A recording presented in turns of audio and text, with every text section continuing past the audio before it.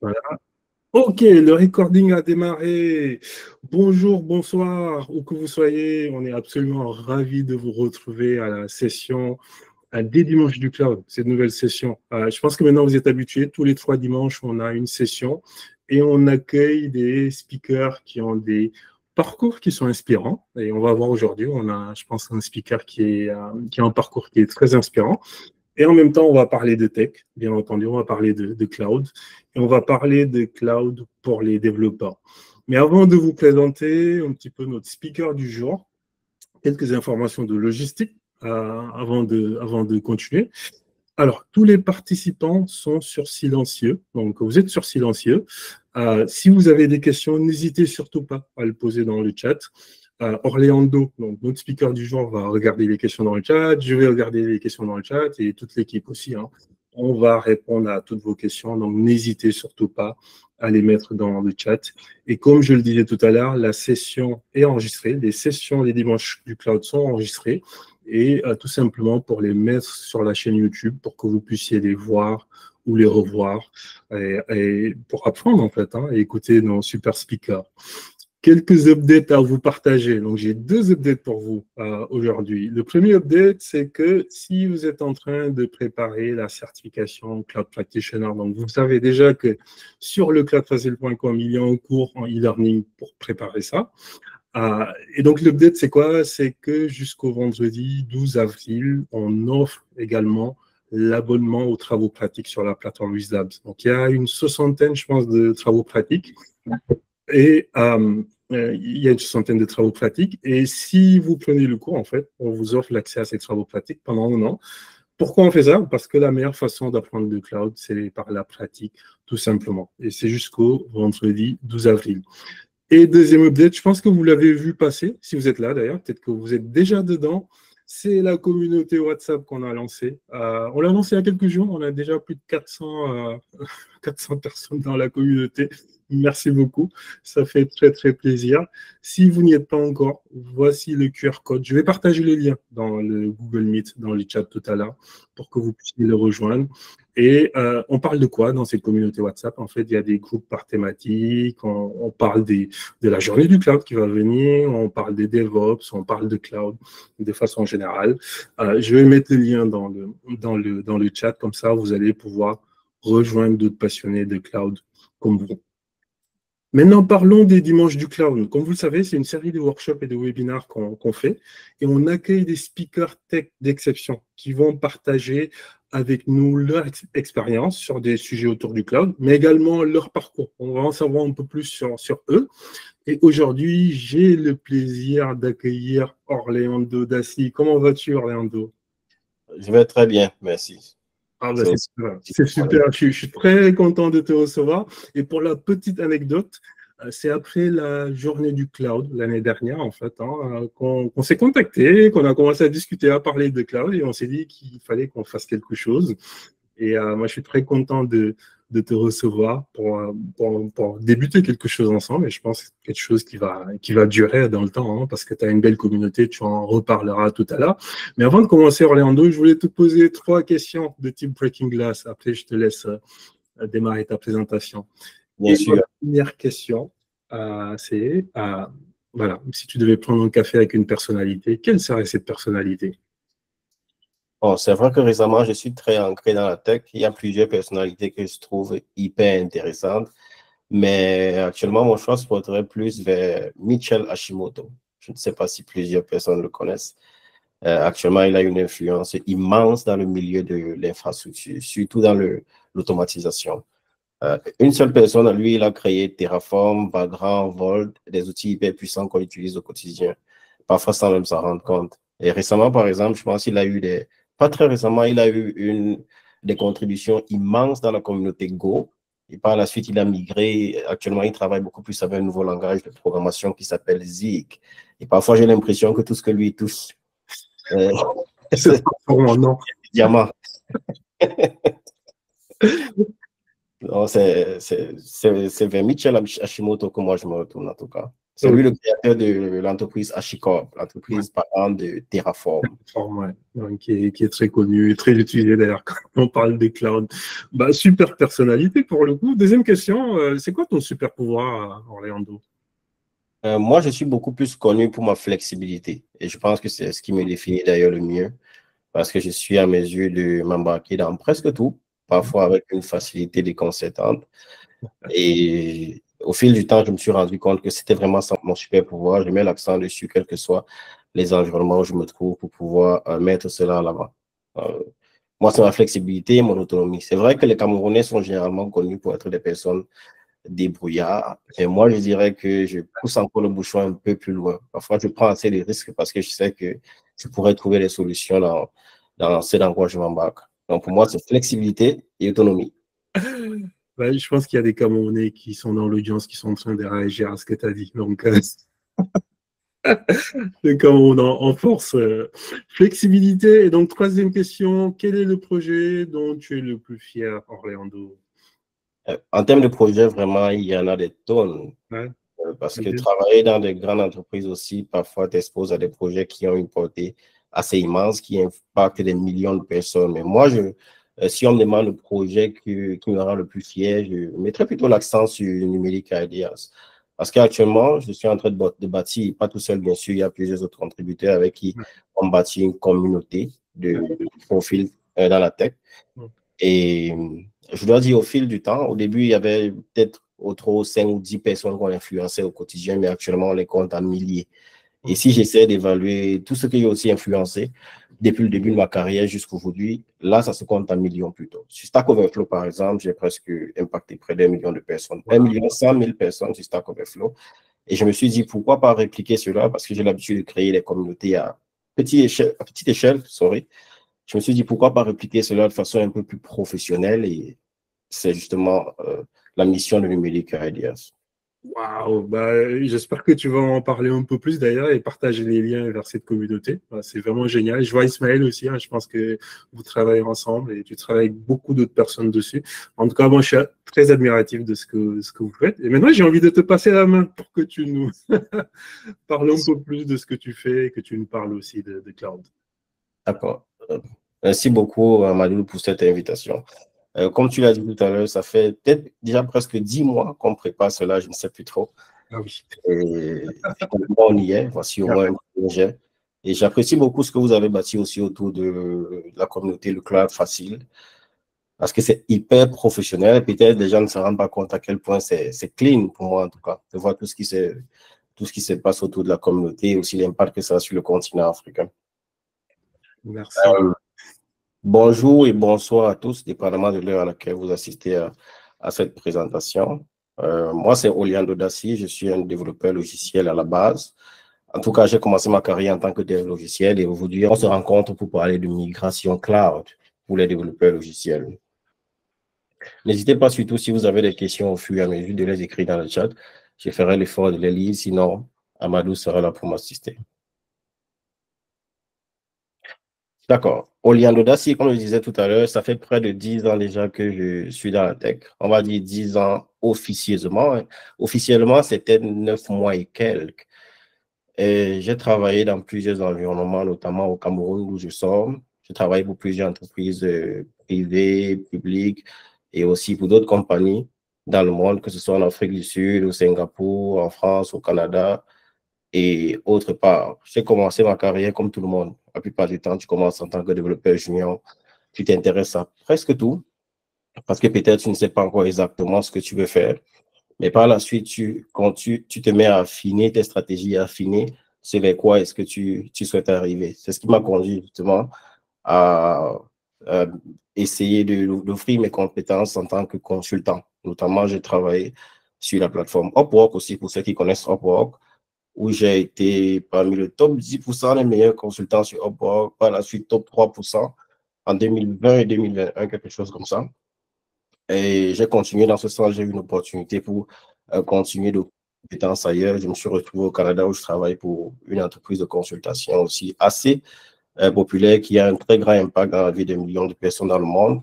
D'autre part aussi, je fais aussi pas mal de consultations pas mal de sessions de coaching, je vais dire. Parce que sessions de coaching, sessions de mentorat. Actuellement, presque 20%, mes dernières statistiques, bien sûr, de mes sessions de coaching sont gratuites parce que c'est aussi une façon pour moi de rendre à la communauté. J'ai appris un tas de choses de la communauté et vous vous rendrez compte justement que j'écris aussi beaucoup, je produis beaucoup de contenu, que ce soit les articles, les vidéos sur Internet, pour pouvoir apporter un plus aux autres.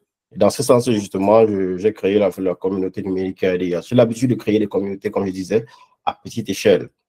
Le numérique ADA, c'est justement l'ensemble des petites choses que j'ai appris ici et là pour le rendre un peu plus professionnel. Et actuellement, justement, on compte plus d'une dizaine de contributeurs qui apportent vraiment leur apport phénoménal dans la communauté, avec presque 60 articles et projets déjà réalisés à nos jours, presque 200 d'activités, si je ne me trompe pas, et aussi presque 10 vidéos techniques. Les vidéos ne couvrent pas que les sujets purement techniques, mais aussi des stratégies d'accompagnement pour ceux qui veulent optimiser leur carrière. Et actuellement aussi, on s'intéresse un peu plus à la réalisation d'applications de façon communautaire pour booster les compétences des uns et des autres. Dans ce sens, on a 2 applications qui sont réalisées actuellement dans la communauté, mais c'est encore black box pour l'instant, c'est pas publié. Mais durant les jours à venir, si vous vous connectez aux différentes plateformes numériques ADS, que ce soit sur Twitter, LinkedIn, mais notamment dans la communauté Discord, où on interagit beaucoup les uns entre les autres, et vous serez parmi les premiers informés, ça c'est sûr. Mais au Liandoda, si ce n'est pas juste l'aspect technique, j'ai aussi une vie de famille, une vie de loisirs, mais je vais mettre l'accent uniquement sur ma vie de loisirs ici. En 2023, dernière statistique aussi, j'avais presque, dans mes statistiques, 10 buts marqués en soccer, en football, par semaine. Sensiblement, j'ai arrondi les résultats, c'est vrai. Un peu en chute récemment, en 2024, mais c'est sûr que je vais reprendre la forme. Comme je disais tout à l'heure, actuellement, nous, on bâtit une communauté. Il y a une chaîne YouTube qui est presque neuve, on va le dire ainsi. On a commencé à rédiger beaucoup d'articles dans le passé. Actuellement, on produit aussi déjà des vidéos. Si ça vous intéresse, n'hésitez pas à subscribe à la chaîne YouTube et pourquoi pas aussi faire des suggestions de contenu. Vous verrez que les contenus sont un peu diversifiés. Pourquoi vous ne devez pas vous spécialiser maintenant? Pourquoi? Les étapes à suivre si vous voulez appliquer pour un job. Pas mal de choses que moi je trouve intéressantes, des choses en tout cas que moi j'aurais souhaité savoir et que je continue d'utiliser aujourd'hui en tant que professionnel. Parce que ce n'est pas juste une communauté où on vient enseigner les autres. On apprend aussi au fur et à mesure. Moi, j'apprends un tas de choses des contributeurs avec qui je travaille au quotidien. Comme vous le savez déjà, aujourd'hui, nous sommes réunis pour parler de migration cloud. Et dans le sommaire, nous avons une introduction comme première partie pour parler de la migration dans le cloud pour développeurs logiciels. Par la suite, nous allons énumérer les raisons qui poussent les entreprises à migrer dans le cloud, après les contraintes de migration dans le cloud, les stratégies de migration dans le cloud, une démo en utilisant Amazon Web Services comme plateforme comme provider cloud. Et aussi, par la suite, une fois que nous sommes dans le cloud, qu'est-ce qu'on fait? C'est ce dont nous allons parler durant le point 6 et potentiellement un bonus si nous avons assez de temps. C'est pas sûr. Alors, en termes d'introduction, le cloud aujourd'hui est devenu un moyen facile et efficace pour les entreprises de basculer leur infrastructure de façon virtuelle. Mais comme on ne le dit pas assez souvent, plus de responsabilités, plus de pouvoir, désolé, veut dire aussi plus de responsabilités, dans le sens où dans le cloud, c'est que les providers, les fournisseurs de cloud vous donnent accès à une infrastructure phénoménale, mais c'est à vous d'être diligent aussi dans votre stratégie de migration pour être sûr que vous effectuez les choses telles qu'elles doivent être. Sinon, vous risquez de ne pas profiter du cloud à 100% et peut-être ne pas combler les besoins que vous souhaitez combler, que ce soit pour vos clients ou bien pour vos projets personnels. C'est justement l'objectif de cette session, de parler de migration cloud. Parce que très récemment, c'est très fréquent de voir des profils, que ce soit des profils débutants ou même professionnels, qui se lancent dans le cloud et directement essaient de toucher à tous les outils. C'est une bonne chose. Je ne dis pas que c'est mauvais de toucher à des outils, c'est une bonne chose.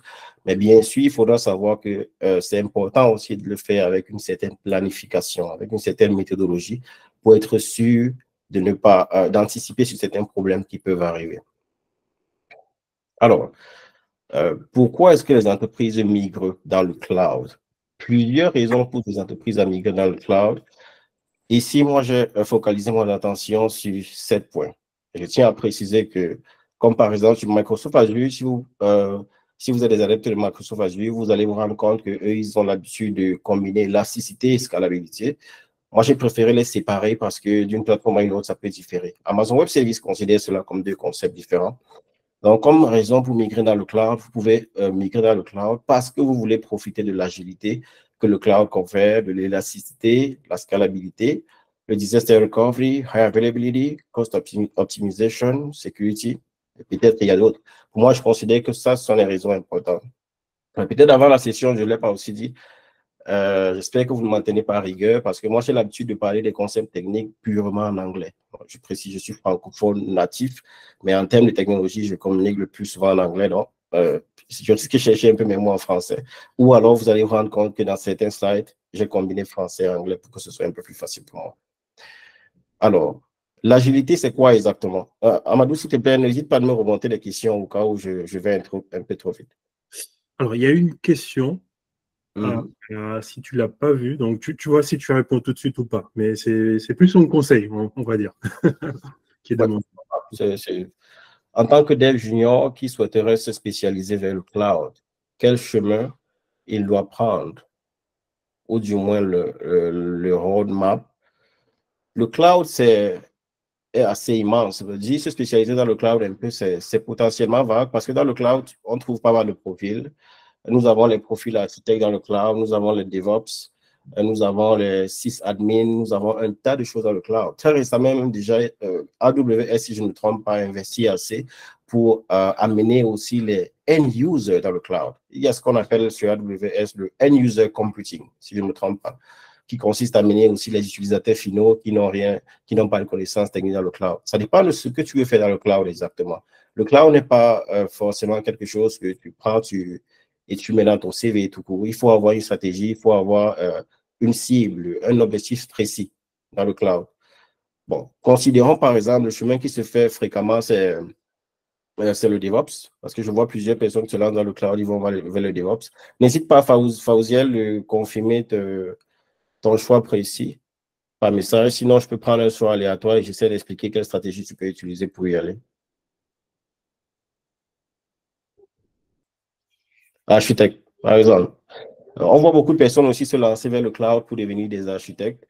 Pour moi, le cloud reste un outil à la base. Il ne faudra pas se dire que tu dois avoir le cloud pour être un architecte. C'est soit tu es un architecte déjà, soit tu n'es pas un architecte.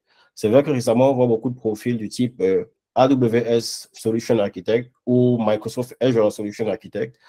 Mais pour moi, je recommande fortement d'être simplement solution architecte parce que tu peux te trouver dans un environnement où c'est peut-être pas AWS qui est l'outil utilisé, peut-être pas le cloud même qui est l'outil utilisé, mais d'autres outils qui n'ont rien à voir avec le cloud. Pour être architecte, il faut construire des solutions. Il n'y a pas deux façons de le dire. Il faut construire des solutions et prendre des décisions. Comme on le sait, l'architecture, c'est la prise de décisions au quotidien, la justification de ces décisions et aussi assumer les trade-offs au cas où on a pris des décisions qui ont peut-être des failles, on peut le dire ainsi. Pas peut-être des failles, mais qui ont des limites. Et pour un architecte, pour moi, je te conseille simplement de bâtir des solutions dans le cloud. Ça peut être des applications ou déjà même commencer par prendre une application existante, essayer de la faire migrer pour voir comment cela fonctionne. Par la suite, créer tes propres applications. Si tu as un profil développeur, c'est un peu plus simple. Créer tes propres applications qui intègrent directement les services de cloud et te lancer. Pour moi, c'est l'une des premières étapes. Il n'y a pas grand-chose. J'espère avoir répondu à ta question, Fauzi. Alors, n'hésitez pas, on reviendra pour les informations de contact. Comme je disais tout à l'heure, il y a plusieurs raisons qui poussent des entreprises à migrer dans le cloud. L'une des premières, justement, c'est l'agilité. Si vous êtes là depuis longtemps, vous allez vous rendre compte que dans le passé, c'était hyper compliqué de migrer les infrastructures dans le cloud. Ça vous demandait parfois d'acheter des serveurs chez des fournisseurs, des serveurs physiques, bien sûr, chez des fournisseurs, de les installer dans vos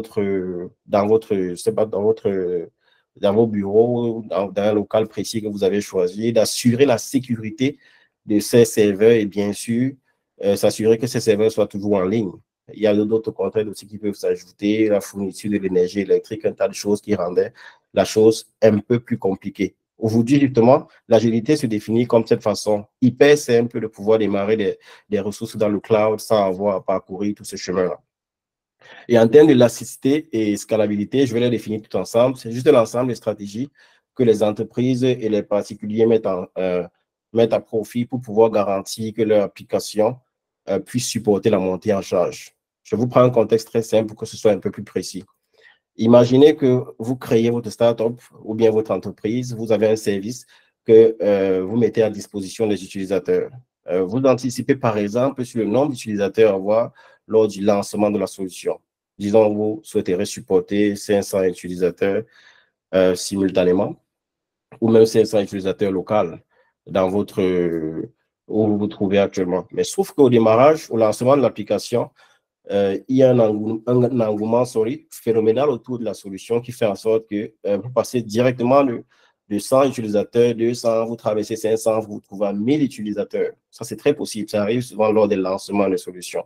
Même si c'est un pic qui peut être aléatoire, si votre solution n'est pas bâtie de telle sorte à supporter cette montée en charge, il est très fort probable que votre application est cool étant en production, qu'elle tombe tout simplement, qu'elle stoppe de fonctionner, et ça sera peut-être un gros dommage pour vous. Lancer une solution et dès le premier jour, la solution ne fonctionne pas. Je n'aimerais pas être à la place de vos utilisateurs. Vous risquez d'avoir pas mal de personnes qui vont demander des remboursements et qui vont potentiellement ne plus souscrire à votre solution. C'est justement toutes ces techniques qu'on regroupe dans l'élasticité et la scalabilité. Le disaster recovery, c'est l'ensemble de stratégies aussi qu'on met en place pour être sûr qu'en cas d'incendie, en cas de situation imprévue, que nos infrastructures continuent de tourner. Ça peut être mis en place par des backups, une stratégie de backup qu'on effectue de façon périodique, ou alors bâtir des infrastructures sur plusieurs régions, comme on voit généralement dans le cloud. Ça veut dire que tu peux bâtir ta solution, la déployer sur plusieurs data centers ou dans plusieurs régions. Ça peut être, tu peux déployer une solution, par exemple, en Afrique du Sud, déployer une copie de ton infrastructure. Je ne sais pas s'il y a d'autres régions en Afrique, à part l'Afrique du Sud. Peut-être le Nigeria?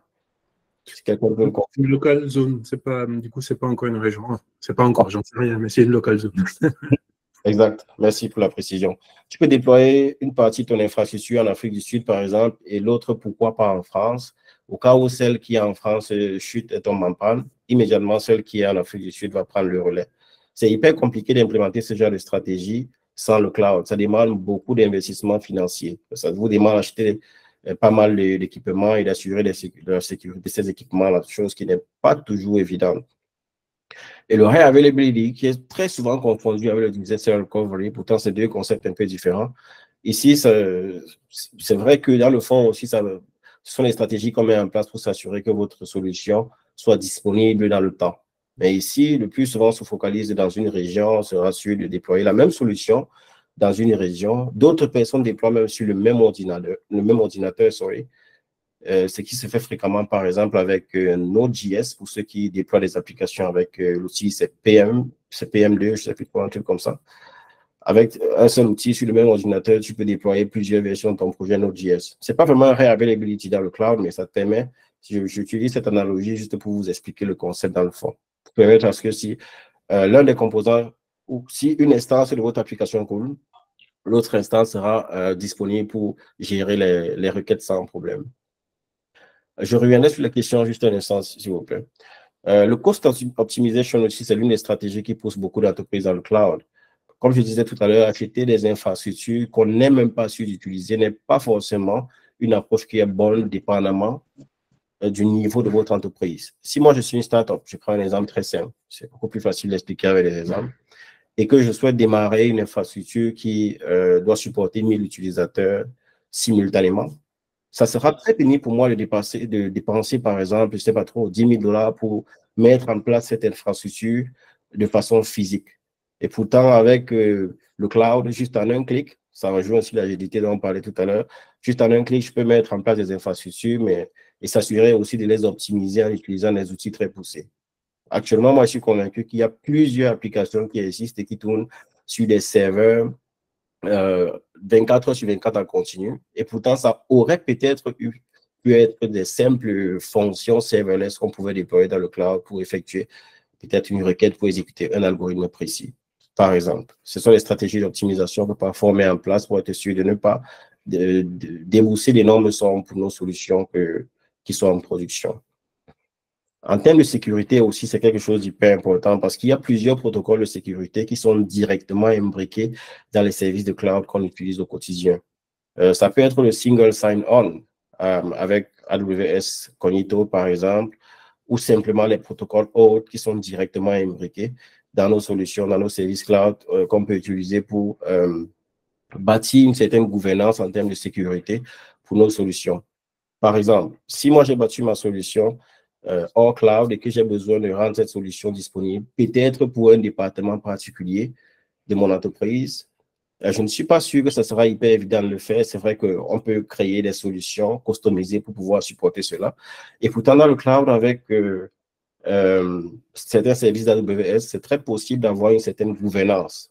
Bâtir une gouvernance où on a un peu une hiérarchie en termes de département pour gérer nos utilisateurs dans le cloud et peut donner justement l'accès à certains utilisateurs de nos départements de pouvoir utiliser, que ce soit une ressource sur Amazon Web Services ou une application qu'on a déployée à l'intérieur.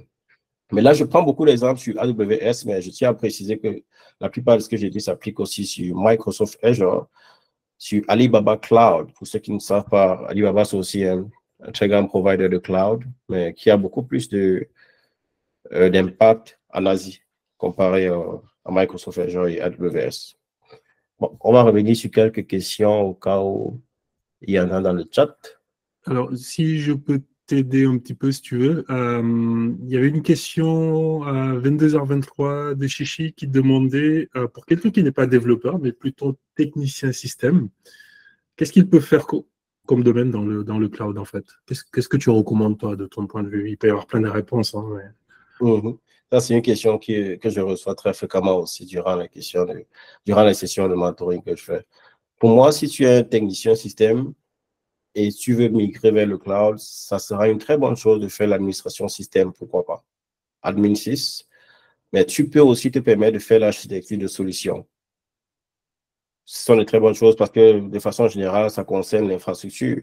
Faut pas oublier que le cloud, en réalité, c'est juste le fait de déployer de façon virtuelle la plupart des choses que nous avions l'habitude de faire hors du cloud, de façon physique. C'est-à-dire, si tu es un technicien, c'était quoi le profil déjà technicien informatique, c'est ça? Si tu es technicien système et que tu avais l'habitude de mettre en place des routeurs, de mettre en place des réseaux privés virtuels, les WLAN, des LAN entre les différents départements de votre entreprise, dans le cloud, c'est pareil. La seule différence, c'est que ici, tu vas utiliser des solutions virtuelles pour les mettre en place. Et le plus souvent, ce sont les architectes de solutions et ou des admin systèmes qui se permettent de faire cela. J'espère que j'ai répondu à la question. Bon, on va voir si Chichi, ça lui va. Alors, il y a une autre question, je pense, ou plutôt un commentaire. Ah oui, une question. En tant que dev, comment faire pour bien maîtriser la culture DevOps et ses process? Bon, ça sort un petit peu, je pense, de ton sujet. Est-ce que tu veux répondre? Est-ce que tu vas apporter quelques éléments dessus? En tant que dev, est-ce que ça... Désolé, je n'ai pas bien compris. En tant que dev, comment faire pour bien maîtriser la culture DevOps et ses process avec des améliorations? Je ne sais pas s'il y a une réponse précise à cette question, mais c'est simplement appliquer les principes d'automatisation et s'assurer que les différentes équipes opérations et dev soient synchronisées. L'objectif principal du DevOps, il ne faut pas l'oublier, c'est de synchroniser les équipes, c'est de synchroniser les développeurs et les opérations. Une fois que cette équation est résolue, que ce soit dans le cloud, hors du cloud, avec les différentes stratégies que vous voulez, pour moi en tout cas, vous êtes en train de faire du DevOps. Eh bien, je pense qu'on peut avancer. Continuez à poser vos questions, on les prendra dès que possible. On te laisse avancer. Merci beaucoup, Orlando. De rien. D'accord. On reste toujours dans les stratégies, dans les raisons qui poussent les entreprises à migrer vers le cloud. Pour moi, toutes ces stratégies, justement, ont, je vais dire, deux parents. C'est soit tu veux assurer une certaine flexibilité sur le plan opérationnel, soit tu veux optimiser les coûts. C'est vrai qu'on a cité presque cet élément qui pousse les entreprises à migrer dans le cloud, mais pour moi, la plupart se résument à ces deux stratégies. Flexibilité opérationnelle, démarrer des infrastructures, démarrer des ressources dans le cloud de façon hyper facile et aussi optimisation des coûts. Mais ici, faites attention. Optimisation des coûts ne veut pas forcément dire que tout ce que vous allez mettre en place dans le cloud sera moins coûteux que dans la vie réelle. C'est justement la raison pour laquelle les rôles comme architecte de solutions et autres rôles existent pour bâtir des stratégies pour pouvoir optimiser les coûts dans le cloud. Et je tiens aussi à ressortir justement cette quote de Cédric Tagnon, pour ceux qui le connaissent, c'est un développeur senior aussi assez expérimenté, qui dit si pour un grand nombre d'utilisateurs, vos factures ne sont pas digestes, alors ce n'est potentiellement pas un problème d'infrastructure, mais plutôt un problème business. Pour mettre l'accent sur le fait qu'il y a plusieurs entreprises qui se font accompagner dans le cloud pour effectuer une migration. Mais plus tard, par exemple, elles ont 10 000 utilisateurs, mais elles n'arrivent pas à gérer des factures de $500 mensuels pour 10 000 utilisateurs. C'est très clair que là, il y a un gros problème business. Peut-être c'est le business model qui n'est pas correct. Donc, il ne faudra pas forcément accuser le cloud dans ce genre de concept. Donc, ça demande beaucoup d'analyse aussi dans le fond. On ne peut pas parler des avantages, des raisons qui poussent les entreprises à migrer dans le cloud sans parler aussi des contraintes. Parce que le cloud n'est pas forcément fait pour tout le monde. On va en venir durant les stratégies aussi, après cette slide ou bien celle d'après. Pour moi, je résume souvent les stratégies ou les contraintes pour migrer dans le cloud dans un tableau. Je précise ici que ce tableau est juste à but illustratif. Est-ce que je peux zoomer dessus? Ce tableau est juste à but illustratif pour mettre l'accent sur le fait que si vous souhaitez migrer vos infrastructures vers le cloud, il faudra forcément passer par une approche décisionnelle. Vous pouvez utiliser l'outil que vous voulez. Parfois, moi, j'utilise un simple fichier Excel ou un tableau où je mets des critères ou des avantages pour une migration que je vais effectuer. Et juste dans les colonnes, je précise les contextes, les scénarios qui pourront être appliqués à mon cas. Et en fonction des scénarios, justement, et des avantages, j'essaie de faire un tableau croisé de la sorte. Et pour les points que j'estime assez importants, si finalement à la fin, j'ai un résultat qui est assez positif, si je réussis à cocher plusieurs cases, si vous voulez, plusieurs cases en vert, et que c'est assez positif pour moi d'effectuer une migration, moi, je le ferai. Mais juste quelques points que j'ai mis, mais je précise, c'est à but illustratif. D'ailleurs, ce tableau, je l'ai généré avec une IA. C'est à but illustratif. Dépendamment de votre contexte, vous saurez ce que vous allez mettre dans les différentes cellules. Pour prendre un exemple qui est assez simple, si par exemple, moi, je travaille sur un projet personnel et que je souhaite juste l'expérimenter, il n'y a peut-être pas d'objectif pécunier derrière ce projet, c'est pas sûr que c'est un projet qui sera rentable et tout. Je ne pense pas que dans mes stratégies de migration vers le cloud, je mettrai l'accent sur la scalabilité. Parce que ce n'est même pas sûr que durant le lancement de ce projet, que je vais utiliser d'ailleurs seul durant une bonne période de temps avant de le mettre en production. Pourquoi est-ce que je mettrais l'accent sur les concepts assez poussés? Bon, peut-être déjà très vulgarisé, ce n'est plus assez poussé sur les concepts du cloud comme l'autoscaling, la scalabilité et consorts. Ce n'est peut-être pas un avantage pour moi de mettre l'accent dessus pour un projet personnel qui n'a pas un très grand avenir devant lui, on va le dire ainsi, du moins lorsque j'effectue mes projections. Tout comme si je suis une entreprise déjà purement établie et que je bâtis une solution, bien sûr que je mettrai l'accent sur la performance. Parce que les entreprises créent les logiciels peut-être avec le même type de profil, mais pas de la même façon. Là, je prends un exemple pour m'expliquer une fois de plus. Une entreprise comme Google qui bâtit une solution ne va pas bâtir cette solution avec le même mindset qu'une entreprise, une startup qui se trouve peut-être, je ne sais pas trop, qui se trouve à Paris, mais qui ne veut impacter que 1000 ou bien 3000 personnes. Une entreprise comme Google, lorsqu'elle bâtit des solutions ou des services, dès le jour 1, elle a des millions d'utilisateurs qui accèdent aux services. Vous êtes d'accord avec moi que pour eux, c'est une priorité déjà de bâtir des solutions et mettre l'accent sur la scalabilité, sur les performances, sur la sécurité, sur tout le panel. Sans oublier aussi qu'il y a l'aspect légal que plusieurs personnes négligent aussi. Pourtant, il y a plusieurs outils dans le cloud qui permettent de mettre l'accent dessus. Et si vous allez vous rendre compte que si on est une startup et que peut-être son marché est purement local, pourquoi est-ce qu'on va utiliser un CDN, par exemple? Pourquoi est-ce qu'on va utiliser un CDN pour pouvoir, je ne sais pas trop, servir nos ressources statiques en Chine, en France, de façon beaucoup plus facile si nos utilisateurs se trouvent par exemple en Afrique du Sud et que notre solution logicielle est déployée en Afrique du Sud? Ça veut dire, il est très fort probable que notre solution soit déjà le plus proche, la plus proche possible de nos utilisateurs. Peut-être pas besoin d'utiliser d'autres concepts super avancés durant notre stratégie de migration.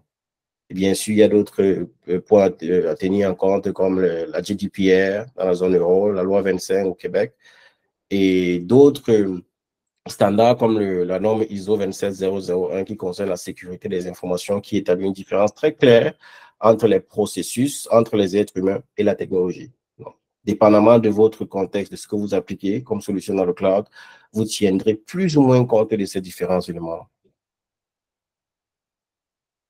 Je précise une fois de plus, ce tableau est purement à but illustratif. Dans votre cas, vous aurez peut-être des paramètres différents dans les colonnes et aussi les critères différents en termes d'avantages pour votre solution.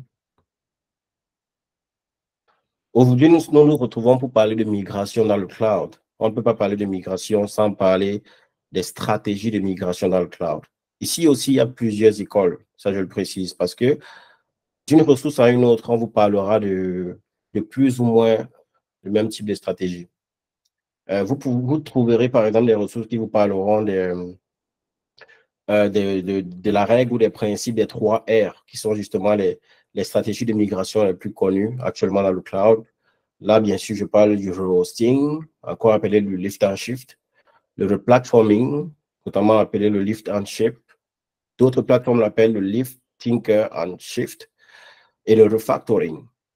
Mais comme vous le savez très bien, nous sommes des profils techniciens. Au fur et à mesure qu'on bâtit des solutions, au fur et à mesure qu'on rencontre des problèmes, on se rend compte qu'il y a plusieurs solutions qu'on applique et qui peuvent être réutilisées à d'autres systèmes. C'est la raison pour laquelle finalement ça devient presque comme des standards ou des solutions appropriées à appliquer par presque tout le monde. C'est la raison pour laquelle au début, ça avait commencé par 3 stratégies, les 3 premières que vous voyez juste en haut, mais plus tard, ça s'est amélioré. On a vu le repurchasing, le retire et le return.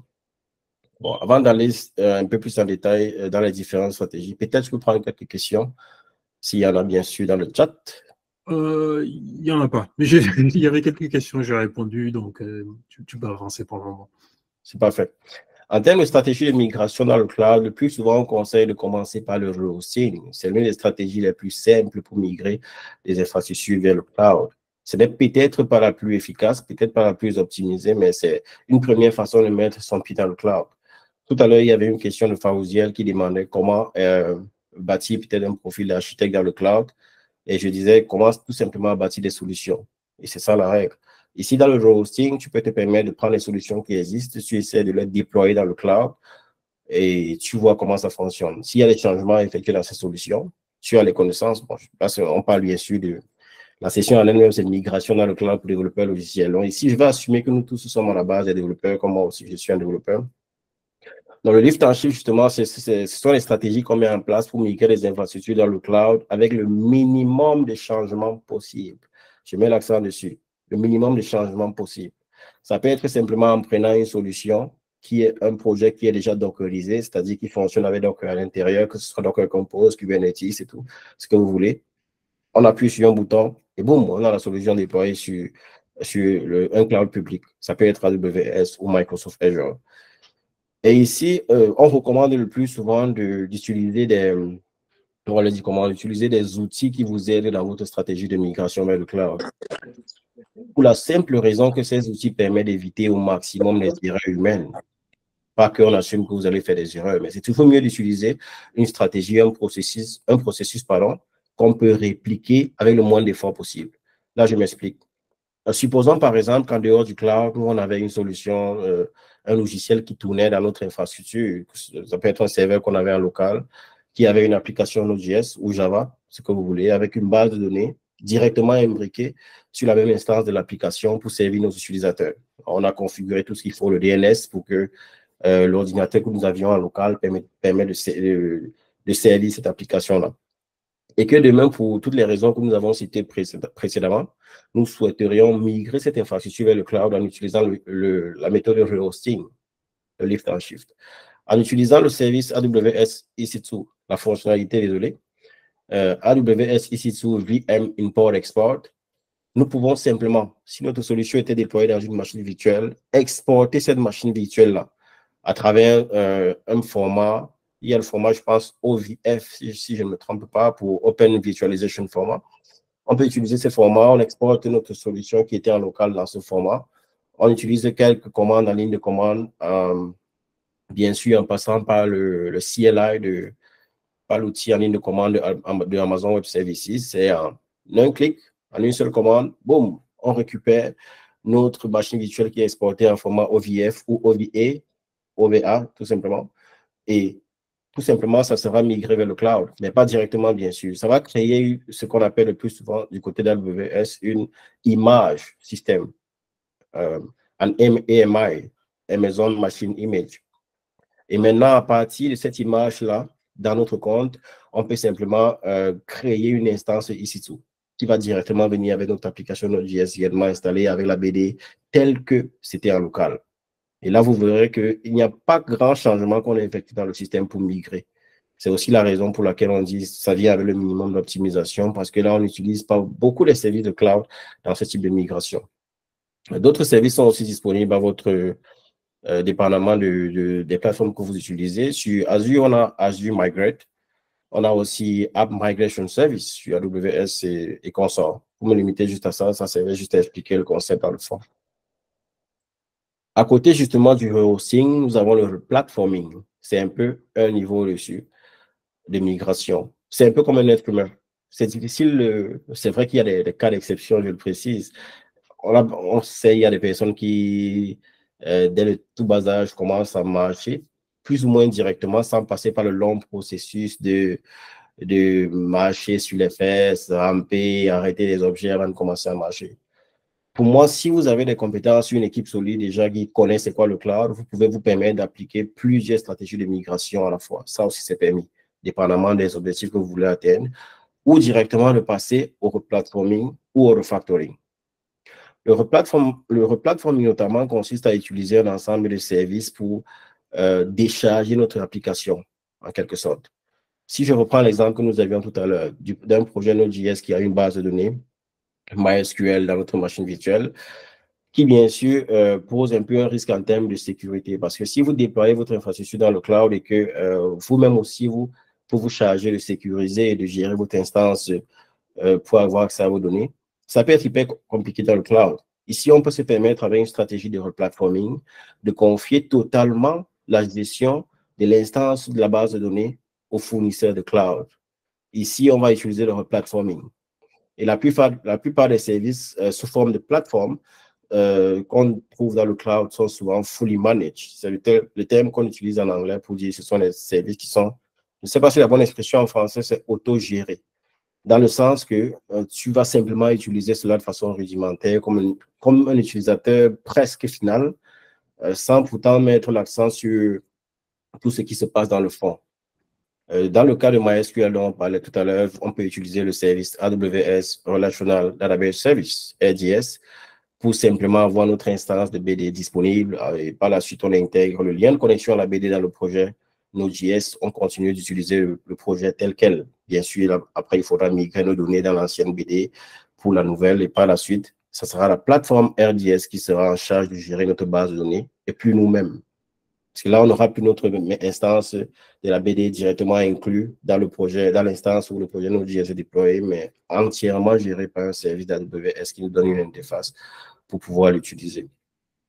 Plusieurs autres services sont disponibles pour mettre en place cette stratégie de replatforming, comme par exemple aussi externaliser l'upload des fichiers dans votre projet pour utiliser un service comme S3 ou alors Azure Blob Storage pour enregistrer nos images, nos vidéos et un tas d'autres choses qu'on pourra réutiliser de façon statique ou non dans notre application. Alors, le refactoring reste l'une des stratégies de migration cloud les plus difficiles sur le plan technique. Parce que le refactoring, lui, il impacte directement l'architecture initiale qui a été mise en place dans le projet. Dans le rehosting, on ne touche presque rien. Dans le replatforming, on effectue quelques modifications mineures pour utiliser des services cloud directement dans le projet. Tandis que dans le refactoring, on pousse le bouchon un peu plus loin pour utiliser d'autres services cloud toujours disponibles sur les plateformes de cloud public, mais des services qui sont directement liés à notre projet. Plusieurs personnes parfois sont un peu réticentes à utiliser des techniques de refactoring encore plus deep, de façon vraiment profonde, parce qu'en même temps, il y a aussi ce concept qu'on appelle le vendor lock-in. C'est-à-dire, tu bâtis une solution qui est architecturellement vraiment imbriquée dans une solution cloud. Mais plus tard, si tu veux basculer à une autre solution, là, ça devient compliqué. Ça te demandera d'effectuer une autre stratégie de refactoring pour potentiellement retirer tout ce que tu avais bâti sur ce cloud-là, de basculer sur notre cloud, ou simplement recommencer, repartir l'application à partir de zéro.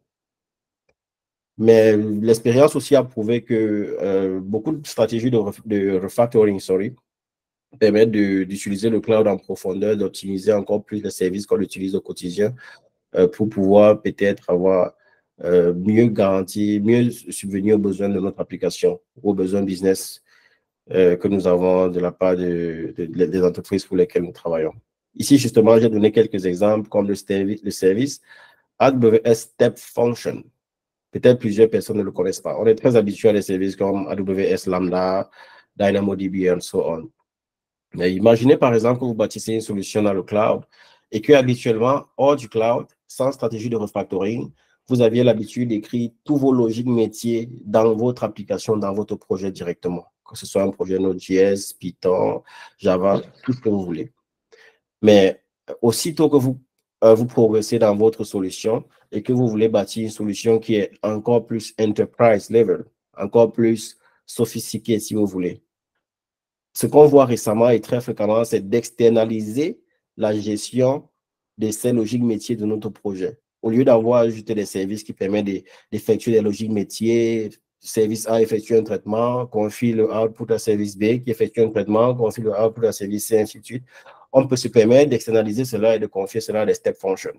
C'est-à-dire, on va créer potentiellement 3 fonctions lambda qui effectuent les mêmes tâches que les services A, B, C étaient censés effectuer. Et maintenant, on confie la responsabilité à l'infrastructure de gérer nos logiques métiers au lieu de laisser cette responsabilité dans le projet. Moi, c'est un concept que j'aime beaucoup aussi parce que très récemment, je m'investis aussi un peu plus dans la data, dans le processing des data. Et c'est ce qui se fait d'ailleurs fréquemment pour ceux qui connaissent ce qui se fait dans les ETL, extract, transform et load. Parfois, pour effectuer ce genre de process où on extrait des informations, on effectue des transformations, on les enregistre quelque part, ça demande une infrastructure beaucoup plus sophistiquée que simplement créer un fichier JavaScript dans notre projet Node.js ou créer un fichier .java dans notre projet Java. À côté de ça, il y a plusieurs autres services qui peuvent être utilisés toujours dans ce sens pour pouvoir bâtir une infrastructure dont l'architecture est entièrement imbriquée dans le cloud. Ça peut être en utilisant le service SQS, le service SNS, pour pouvoir bâtir les composants, que ce soit les services ou les microservices qui communiquent entre eux à travers un protocole d'échange d'informations. Et DynamoDB, naturellement, peut être utilisé pour enregistrer les informations progressivement. Et surtout, le service VPC, que moi j'apprécie beaucoup, qui permet d'établir un peu une espèce d'établir un cadre pour votre application. C'est très fréquent de voir des développeurs qui bâtissent des solutions sur AWS sans notamment faire la différence entre les VPC par défaut et les VPC qu'on crée manuellement. Ça, je l'avoue, moi, je suis l'un d'eux parce que j'ai travaillé peut-être pendant presque 1 an dans le cloud lorsque j'étais encore dans mes tout débuts. Ça fait pratiquement déjà 7 ans que je suis dans le cloud. Et je créais beaucoup de solutions sans me rendre compte que AWS déployait mes solutions sur le VPC par défaut. Ce VPC, justement, a déjà des configurations par défaut qui te permettent de ne pas prendre en considération certaines règles que tu dois mettre en place sur comment les données sont migrées dans ton application. Est-ce que tel sous-réseau que j'ai créé dans mon infrastructure a la possibilité de communiquer avec l'autre sous-réseau qui peut-être renseigne des informations ou contient des composants vraiment très particuliers, très sensitifs, très sécurisés pour notre système. Bon, je prends peut-être un exemple pour aller très rapidement.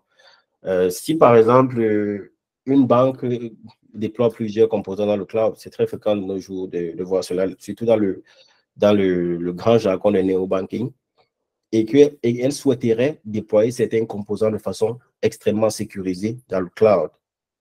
Ici, on peut se permettre de créer un VPC avec un subnet, un sous-réseau, qui ne communique avec presque personne, parce que c'est un composant sensible et qui existe uniquement pour effectuer des opérations spéciales. Et là, on ne souhaiterait pas que tous les autres composants de notre architecture puissent faire des requêtes sur ce composant-là parce que c'est un composant qui est sensible. Ici, avec le VPC, on peut mettre en place des règles dans notre réseau. J'avais une question justement d'un technicien système qui demandait comment aller dans le cloud. Il y a des composants pareils. C'est juste que c'est déjà c'est visualisé à ce niveau. C'est plus les mêmes infrastructures, les mêmes composants physiques qu'on a en local. Mais la technologie reste la technologie dans le fond. Un routeur sera toujours un routeur, même si par la suite on ajoute cloud devant, on ajoute AWS devant le nom du routeur, mais à la fin, c'est un routeur qui permet d'accepter des informations, de laisser passer, de bloquer, les firewalls, tout ce que vous voulez. Alors, le rehosting, le replatforming, le refactoring sont les stratégies de migration vraiment populaires qui sont les plus recommandées. Mais il ne faut pas oublier aussi qu'une stratégie de migration peut pousser une entreprise, peut pousser un particulier à soit mettre fin à sa solution, stopper la progression de certains composants ou simplement réutiliser des systèmes existants. Je m'explique. Supposez par exemple qu'en local, hors du cloud, dans notre entreprise, nous avions un CRM, Customer Relationship Management, ce gros logiciel qu'on utilisait pour gérer nos utilisateurs, pour gérer nos prospects, nos commandes, tout ce que vous voulez dans notre écosystème, dans notre produit. Et que dans notre stratégie de migration cloud, on se rend compte qu'il existe plusieurs services dans ce sens, notamment Salesforce. Et en étudiant justement la possibilité de mettre en place Salesforce dans notre logistique, on se rend compte que c'est quelque chose qui est supportable, surtout en termes de budget, en termes de fonctionnalité. On se rend compte qu'il y a une compatibilité excellente entre notre solution customisée que nous avions en local et Salesforce. Pourquoi pas se décider par la suite de simplement stopper notre logiciel, migrer toutes les données dans Salesforce et l'utiliser? Parce que moi, je me rends compte que plusieurs personnes dans leur stratégie de migration cloud se disent que migrer dans le cloud, c'est forcément avoir en sortie notre infrastructure migrée dans le cloud. Ce n'est pas le cas. Migrer votre infrastructure dans le cloud veut aussi dire parfois mettre fin à des composants que vous êtes en train de développer pour simplement réutiliser des services disponibles sous forme de software as a service et juste migrer vos informations pour continuer de les utiliser. Tout comme une stratégie de migration peut aussi simplement concourir à mettre fin à un composant qui n'était utilisé peut-être que par 2 personnes dans l'entreprise et trouver une solution alternative pour gérer ces cas-là. Bien sûr, dans votre stratégie de migration, vous pouvez aussi vous rendre compte que finalement, pour tout ce que vous avez listé dans le passé, en termes d'avantages pour migrer votre infrastructure dans le cloud, en termes de contraintes et d'autres paramètres qui sont propres à votre business, vous pouvez vous rendre compte que finalement, une migration n'est peut-être pas possible pour l'instant pour vous, ou alors ne sera pas bénéfique. Et là, c'est ce qu'on appelle le retain. Vous conservez simplement votre solution actuelle et vous n'effectuez aucun autre changement dessus. Est-ce qu'il y a des questions dans le channel? Alors, enfin, il y a une question, mais je pense qu'on va prendre ça à la fin. C'est vraiment sur ta plateforme, voir un petit peu si tu as des formations pour le DevOps. Je pense que tu peux continuer. Alors, juste, il reste 5 minutes sur le temps qu'on avait prévu. Donc voilà, je pense qu'on peut déborder un petit peu, mais juste pour que tu saches où on en est. D'accord. Ouais. Justement, c'est très important de comprendre le cloud aussi dans notre stratégie de migration. Comprendre les différents types de cloud. Nous avons les clouds publics, clouds privés. Et dans les clouds publics, ce sont les plateformes que vous connaissez habituellement, Amazon Web Services, Microsoft Azure, Google Cloud Platform, Alibaba Cloud, et ainsi de suite, qui en elles-mêmes contiennent d'autres sous-ensembles qui ont des modèles différents de facturation. Ça s'appelle des software as a service, des platforms as a service, infrastructure as a service, function as a service ou serverless, and so on. Et aussi, à côté, vous avez les stratégies de multi-cloud ou des clouds de type multiple où on met en place plusieurs types de clouds publics ou plusieurs types de clouds privés ensemble pour pouvoir bâtir des solutions. C'est très fréquent récemment de voir des solutions qui sont plutôt hybrides, c'est-à-dire à l'intérieur desquelles on rencontre des clouds publics, des clouds privés et parfois aussi des infrastructures on-premises en local pour bâtir une solution logicielle. Actuellement, j'ai préparé une démo pour vous montrer un peu comment est-ce qu'on peut migrer très rapidement un logiciel, un projet fait en Node.js, MySQL, en utilisant un outil qui s'appelle Elastic Beanstalk, c'est un outil d'AWS. Je suis sûr que vous trouverez des équivalents sur d'autres plateformes aussi dans ce sens. Alors, Elastic Beanstalk, lui, il a 2 concepts très importants lorsque vous voulez migrer votre infrastructure dans le cloud en passant par ce service. Moi, j'effectue des listes en chiffres parfois avec Elastic Beanstalk parce que l'outil est facile à utiliser. Mais à la base, c'est un outil qui est beaucoup plus recommandé pour les stratégies de platforming, comme je disais. Donc, lui, il prend les configurations que vous avez mises en place pour votre application et il prend votre code que vous voulez déployer dans le cloud, que ce soit un code écrit en Java, .NET, Docker, tout ce que vous voulez. Et immédiatement, il effectue un provisioning. Il crée l'environnement pour votre infrastructure dans le cloud. Il effectue le déploiement de votre code et il vous offre des outils pour manipuler les versions de votre code et aussi monitorer. Dans ce sens que si, par exemple, il y a une erreur qui survient sur votre application, simplement dans votre console Elastic Beanstalk, vous pouvez aller dans les logs et regarder exactement ce qui se passe. En background, justement, lui, il va se charger d'utiliser plusieurs services d'AWS, comme notamment parfois R53 pour le routing, le DNS, les load balancers pour provisionner des infrastructures et les scale avec un autoscaling et ici, les EC2, les RDS, CloudWatch, tout cet ensemble d'outils empaquetés dans un seul. Si vous n'avez pas de questions, je recommande qu'on passe à la démo.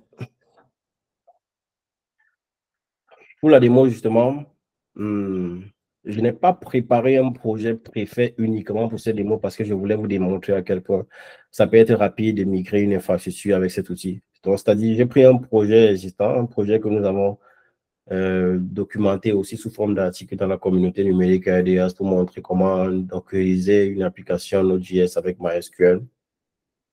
Je vais simplement déployer cette application dans le cloud. Donc, ici, justement, pour la démo, c'est très important déjà d'installer l'outil Elastic Beanstalk CLI, qui est l'outil en ligne de commande mis à notre disposition par AWS pour pouvoir mettre en place, que ce soit automatisé, notre façon d'effectuer des migrations en utilisant l'outil Elastic Beanstalk sur notre ordinateur directement, ou dans des process de DevOps aussi, c'est très possible. Moi, je l'ai déjà installé sur mon ordinateur, donc je ne vais pas le refaire. Dans la suite, justement, nous devons créer une application Elastic Beanstalk dans un premier temps. Lui, il a besoin d'une application, il a besoin d'un environnement, ensuite votre projet, et boum, il effectue le déploiement. Oui, je pense qu'on peut, parce que oui, Beanstalk, il peut prendre un peu de temps, je suis d'accord. On peut voir un peu les questions. J'ai essayé de répondre. Après, il y a une question intéressante de Mahfouz en attendant, qui demande entre Lambda Layer et Step Function, qu'est-ce que tu conseilles en termes de réutilisation, de partage de code, voilà, entre des lambda fonctions. Donc, en gros, si tu as des lambda fonctions et que tu as du code qui doit être partagé, est-ce que c'est plutôt lambda layer ou est-ce que c'est plutôt step function? Moi, j'ai dit lambda layer, mais peut-être que je dis n'importe quoi. Donc, voilà, je te laisse partager ton avis sur la question.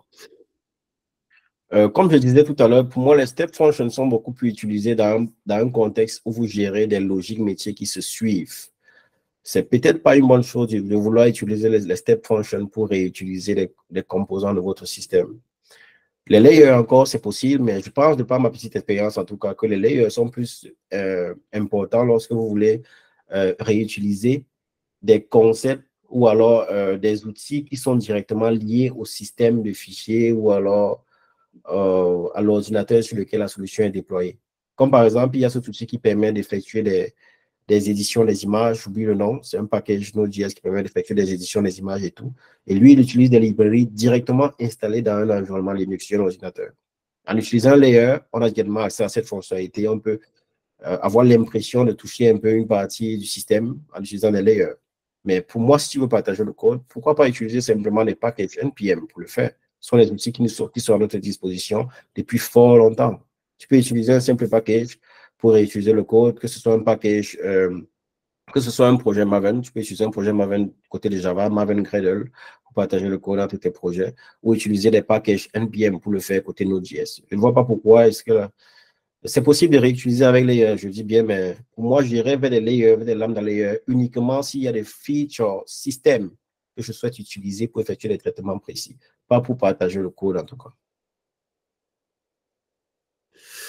Ok, merci beaucoup pour les explications. N'hésitez pas s'il y a d'autres questions en attendant que Beanstalk déploie notre jolie application.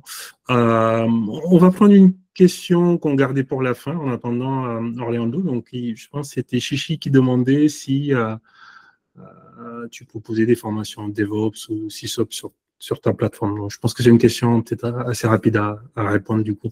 Très rapide. On ne fournit pas de formation en tout cas.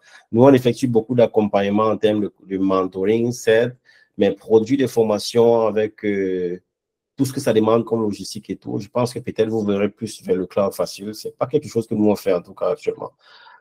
On effectue tout ce qui ne concerne pas la production des formations directement. Ça peut être des tutoriels pour vous aider à booster vos connaissances, les articles, les vidéos, le mentoring pour vous accompagner dans ce que vous réalisez dans le cloud, la création des projets pour directement être imbriqué, être justement dans le bon en termes pratiques, mais avoir des formations structurées et tout. Je ne suis pas sûr que c'est quelque chose qu'on fera en tout cas. Bon, ça tombe bien, on le fait nous. Donc, et j'ai mis le lien dans le chat pour ceux qui sont intéressés par les formations DevOps, Kubernetes et Cloud aussi, et AWS, peut-être autre chose dans le futur.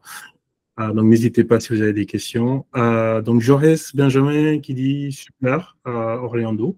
Donc, super présentation. Alors, il y a deux autres questions. Non, ça, c'est un commentaire de Mahfouz et Alpha Oumar. Où est la part de vérité dans le fait que c'est difficile de trouver du boulot en tant que junior dans la tech au Canada? Peut-être qu'on peut voir si Bitstock a terminé et puis on prend la question. Comment veux-tu? Parce que là, on va sortir du sujet complètement. Là. C'est encore en cours en tout cas. C'est encore en cours. Ok, bon, bah écoute, je te laisse répondre si tu veux. Où est la part de vérité dans le fait que c'est difficile de trouver du boulot en tant que junior dans la tech au Canada?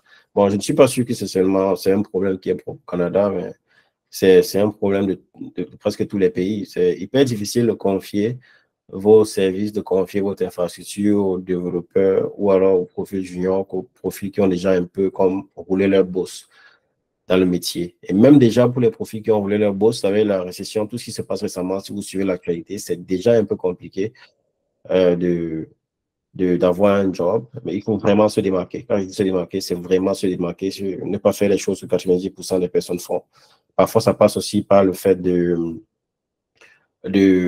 faire un peu de marketing aussi de son propre profil. Parce qu'avoir un boulot, ça ne se résume peut-être pas seulement à forcément faire ton CV de développeur ou de profil cloud junior et de vouloir demander un travail. Du moins, tu dois pousser un peu le bouchon plus haut. Ça peut passer par créer des projets personnels qui peuvent t'apporter pas mal de visibilité pour te permettre de t'exposer à d'autres personnes de ton milieu et peut-être bénéficier d'une recommandation. Je ne le dis pas très souvent, mais j'ai été très recommandé dans ma carrière. Je pense que ça a bâti une très grande partie de ce que vous voyez aujourd'hui en Orlando Daci. Ça demande beaucoup de relationnel. Il faudra en fait participer dans les activités, que ce soit sur le plan communautaire et tout. Pas forcément avec un objectif derrière la tête. Parce que, par exemple, sur Stack Overflow, parce que j'ai impacté près d'1,1 million personnes. Je n'allais pas sur Stack Overflow pour avoir une opportunité. Mais une fois, ça m'est arrivé d'avoir une opportunité, un job sur Stack Overflow directement. Ne restez pas derrière vos claviers. C'est en fait le mythe qu'on reconnaît souvent derrière les profils tech.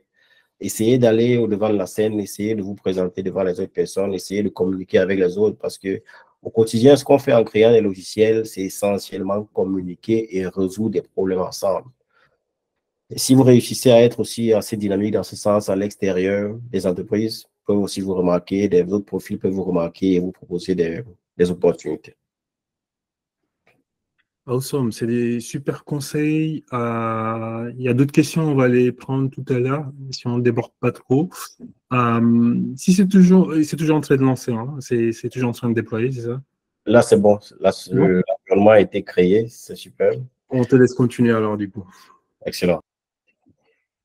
Alors, une fois que je suis dans le cloud, c'est quoi la suite? Ici, on retrouve encore plusieurs personnes qui effectuent des migrations dans le cloud et se disent que le cloud a résolu tous leurs problèmes.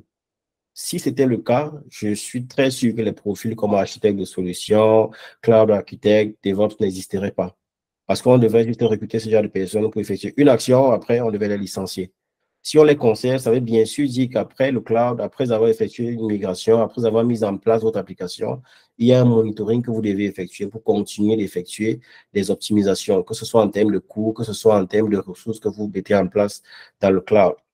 C'est un peu comme un développeur. On ne réalise pas un projet juste en one shot. On le réalise, on le déploie, et plus tard, on n'a plus besoin de développeurs.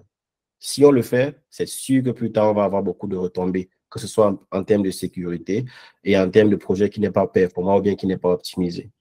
Ici, il y a un tas de ressources qui est recommandé par Dr. Werner Vogels. Désolé pour lui si je prononce mal son nom. C'est le CTO d'AWS. Il a créé une ressource qui s'appelle le Frugal Architect, qui met justement beaucoup l'accent sur les stratégies d'optimisation des coûts dans le cloud. Et lui précise, excusez-moi de paraphraser, dans cette ressource que on doit faire de l'optimisation des coûts un besoin non fonctionnel. Dans toutes nos stratégies de migration dans le cloud, on doit toujours tenir en compte que le cost optimization doit être un paramètre non fonctionnel, désolé, à prendre en considération dans nos stratégies, dans nos analyses, dans tout ce qui concerne la migration dans le cloud.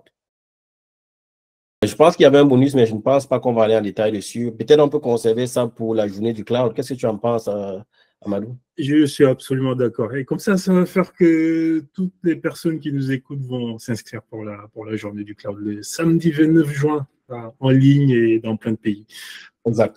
Ici, très rapidement, je vous dirais, il y a un ensemble de ressources qui concernent l'immigration dans le cloud, l'accompagnement dans le cloud, qu'on appelle le plus souvent le Cloud Adoption Framework. Plusieurs entreprises encore plus sérieuses qui ont beaucoup de ressources à déployer dans le cloud, chacune d'entre elles crée ce qu'ils appellent leur propre framework d'adoption dans le cloud, qui a des stratégies, qui a des guidelines, des règles pour migrer. AWS aussi l'a fait, Microsoft Azure l'a fait, et même, je pense, CGI, l'entreprise pour laquelle je travaille actuellement, l'a aussi fait. Beaucoup d'entreprises, essayez de visiter leurs ressources d'adoption de cloud, vous voyez ce qu'eux, ils offrent. Ça peut aussi vous aider à mûrir vos stratégies de migration vers le cloud. Et là, c'est tout pour moi. Vous pouvez me retrouver sur LinkedIn, sur Twitter, et la communauté que je bâtis actuellement, c'est Numérique ADS, comme on s'est dit au départ. Désolé, yes. Go. On a éclaté le temps, mais c'est pas grave. C'était très bien, c'était très intéressant. Et tout ça est enregistré. Donc, je pense que ceux qui sont restés jusqu'au bout, voilà, c'était très passionnant. Il y en a qui ont dû partir, je pense, mais voilà, ils vont avoir le recording.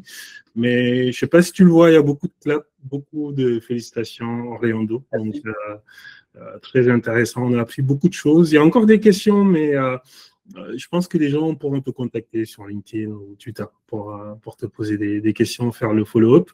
Alors, juste 2-3 choses avant de conclure. Déjà, un grand merci à Orlando d'avoir pris du temps pour partager sur ce sujet très, très intéressant. C'est une magnifique présentation. Donc, je suis d'accord avec Fawzi. Hein. Le plus simple pour avoir le recording, les infos sur les prochaines sessions, la journée du cloud, c'est de rejoindre la communauté WhatsApp. Je remets le lien dans le chat de Cloud Facile. Comme ça, vous allez tenu au courant. Pour la communauté numérique IDs, c'est une très belle communauté. Encore une fois, pinguez Orlando et toute l'équipe et je pense que vous allez apprendre beaucoup, beaucoup de choses pour le coup. Nous, on vous donne rendez-vous dans 3 semaines. On va parler de Generative AI avec quelqu'un de chez AWS. Donc, c'est un peu un sujet d'actualité aujourd'hui. Ça touche le cloud. Et j'espère que vous serez au rendez-vous. Et moi, je vous remercie vraiment d'être au rendez-vous. Aujourd'hui, on est monté jusqu'à plus de 60 personnes. Donc, vous êtes de plus en plus nombreux à venir au Dimanche du Cloud. Et j'ai envie de laisser le mot de la fin à Orlando, pour le coup, pour conclure cette soirée. Je pense que j'ai pris l'avance dans le chat déjà. C'est un plaisir pour moi, bien sûr, d'être présent parmi vous.